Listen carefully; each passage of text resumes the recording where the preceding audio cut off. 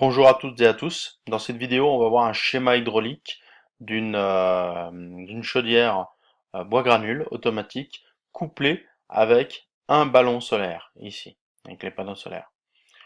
Donc la chaudière bois granule automatique n'a pas forcément besoin d'avoir de l'hydroaccumulation comme on a pu voir avec les chaudières bois accumulation, puisque le granule, on peut faire varier la puissance avec la vitesse de rotation de la vis sans fin qui alimente la chaudière en granule. Donc c'est pour ça qu'il n'y a pas de ballon à hydroaccumulation. Certains constructeurs préconisent quand même la présence d'un petit ballon pour limiter les marches-arrêts des brûleurs. Euh, Qu'est-ce qu'on va retrouver sur ce schéma? Donc le ballon solaire, là, c'est celui qu'on a l'habitude de voir sur les schémas précédents, hein, c'est exactement le même, sauf que là, vous voyez, les deux échangeurs annulaires ont été séparés. C'est-à-dire que le pont, on a enlevé le pont pour bien les différencier. Donc on se retrouve avec un échangeur en bas de ballon qui est un échangeur solaire, hein, donc c'est l'énergie qui vient du soleil va passer ici et va échanger son énergie avec l'eau du ballon et va revenir jusqu'au panneau. Et ensuite, j'ai un échangeur en haut de ballon, c'est l'appoint hydraulique qui va se faire par la chaudière à granules en fonction des températures. Alors, regardons de plus près les régulations. Donc, on a une sonde en bas de ballon et une sonde en haut de panneau. Donc, ça, c'est ce qui va permettre d'enclencher la pompe solaire. Si les panneaux sont à une plus haute température que le bas de ballon, à ce moment-là, la pompe solaire s'enclenche. Et si la température des panneaux avoisine la température du bas de ballon, on arrête la pompe solaire. Donc là, il faut voir les vidéos sur les circuits solaires. Ensuite, on a une autre sonde en milieu de ballon à ce niveau-là qui va permettre de faire la pointe ou pas. Donc soit la température en milieu de ballon est inférieure à la température consigne, donc dans ce cas-là, on va enclencher la pompe 2 pour charger l'échangeur annulaire avec la chaudière granule. Sinon, il n'y a pas besoin de faire d'appoint, donc la chaudière ne s'enclenche pas. Donc c'est la chaudière qui prend le relais en période de chauffe. Et si on utilise hors chauffe, ce sera la résistance qui prendra le relais. Euh, Avec un panneau solaire, la résistance hors saison de chauffe, il y a peu de chances qu'elle fonctionne, sauf cas rare. Ensuite, qu'est-ce qu'on va retrouver? Un groupe hydraulique. Là, j'ai trois départs modulés en température, hein, donc pour des trois zones différentes. Donc ça change pas, les groupes hydrauliques, ils viendront puiser uniquement dans la chaleur de la chaudière, hein, il n'y a plus de ballon à hydroaccumulation. Qu'est-ce que je vais retrouver? Je vais retrouver une pompe de recyclage ici, donc qui va réinjecter de l'eau chaude dans le retour, de façon je dirais, de façon à remonter la température, parce que là on voit qu'il y a une prise de température et qui va permettre, si elle est en dessous d'une certaine température, d'une certaine consigne, d'enclencher cette pompe. Euh, c'est pas tous les constructeurs qui demandent un recyclage sur leur chaudière granule. Il y a certains constructeurs qui n'en ont pas besoin, hein, et on peut revenir à avoir des retours froids sans problème. Au niveau, on a des vases d'expansion, donc là on retrouve le vase d'expansion chauffage, ici vase d'expansion solaire.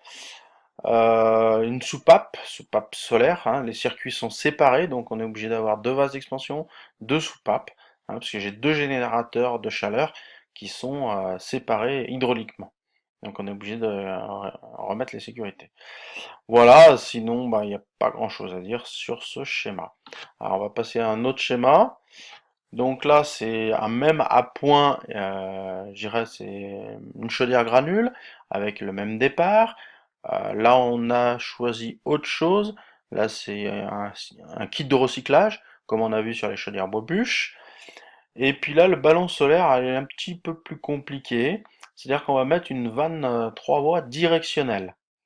Alors, quel est l'intérêt de la vanne 3 voies directionnelle? C'est-à-dire qu'on va avoir toujours les deux échangeurs ici. Un échangeur bas de ballon, et un échangeur haut de ballon. Mais ce sont deux échangeurs solaires. hein, les deux échangeurs sont solaires, hein, on voit le piquage qui est ici. Ensuite, on voit l'appoint hydraulique, en fait, c'est l'eau de chauffage qu'on voit en rouge ici, c'est l'eau du chauffage. Donc là, on a un appoint hydraulique. Donc là, il y a quand même un ballon de stockage, hein, euh, pour la chaudière granule, hein. Et puis l'ECS, ben, comment elle se fait? Eh ben, en fait, c'est le serpentin en gris qui va, donc c'est un petit serpentin qui va monter tout le long du ballon. Donc au départ, l'eau rentre froid et elle va capter de l'énergie dans le ballon au fur et à mesure qu'elle va remonter. Voilà. Donc c'est une autre façon, c'est quasiment de l'eau chaude instantanée parce que j'ai pas quasiment pas de stockage d'eau dans ce tuyau, hein. Je dois avoir 2-3 litres, c'est tout. Euh, donc j'ai une grande longueur qui permet d'éviter les logionelles, etc. Alors, le rôle de la 23 voies, maintenant, on va regarder un petit peu plus en détail. Donc, euh, ce que va faire la régule solaire, c'est d'abord, dans un premier temps, elle va charger le haut du ballon pour être sûr d'avoir de l'eau à 60 degrés en moins grande quantité, mais d'être sûr d'en avoir à 60 parce que sinon, si elle chargeait le ballon en entier, elle aurait peut-être un ballon à 40 degrés, hein. Donc, dans un premier temps, elle va mettre la priorité sur l'échangeur en haut de ballon. Donc pour ça, eh ben, la position de la vanne, ça sera AB, souvenez-vous, ça c'est le commun, et ben, donc l'eau, elle reviendra par A. Voilà, donc le circuit, ça se fera comme ça. Et une fois que la température en haut de ballon a atteint la consigne de 60 degrés, à ce moment-là, on va passer sur le bas du ballon. C'est-à-dire que le surplus d'énergie, on va alimenter le bas de ballon. Ça permet d'être sûr d'avoir au moins une quantité d'eau à 60 degrés. Donc quand on va passer sur le serpentin du bas, et bien donc A va se fermer, B va s'ouvrir. Donc le circuit, ça va faire comme ça, descendre, décidément, et remonter par B. Voilà l'utilité de la 23 voies directionnelle, ça permet de charger le ballon en deux temps. C'est surtout indiqué quand on a des gros volumes. Quand on a des gros volumes, à ce moment-là, on préfère, euh, avec les panneaux solaires, charger la partie supérieure. Et puis s'il nous reste de l'énergie, et bien à ce moment-là, on charge la partie inférieure. Voilà concernant, je dirais, les schémas de hydraulique avec une chaudière à granules et un ballon solaire. Hein, une chaudière à granules, c'est la même façon, ça se branche de la même façon qu'une chaudière fuel ou une chaudière gaz, hein. Il n'y a plus d'hydroaccumulation. Voilà, bah, si vous avez des questions par rapport à cette vidéo, n'hésitez pas. Sinon, bonne journée.